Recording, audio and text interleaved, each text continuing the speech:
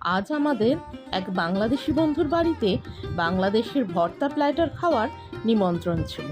তো এই হচ্ছে আমাদের হোস্ট। তো এই যে আমরা সব বন্ধুরা মিলে দুপুরবেলা হাজির হয়ে গেছিলাম তার বাড়িতে। বাংলাদেশের মানুষের হাতের রান্নার যে স্বাদ অতুলনীয় তা আমাদের প্রত্যেকেরই জানা।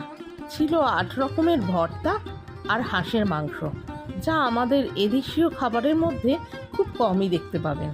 চলুন জেনে নিই ওর মুখ থেকেই কি কি আছে।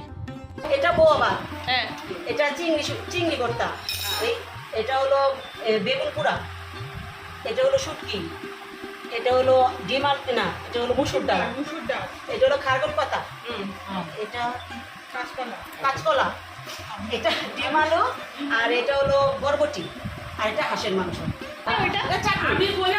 রান্নাগুলো হয়েছিল অসাধারণ। আপনারাও বাংলাদেশের কি কি পদ খেয়েছেন কমেন্টস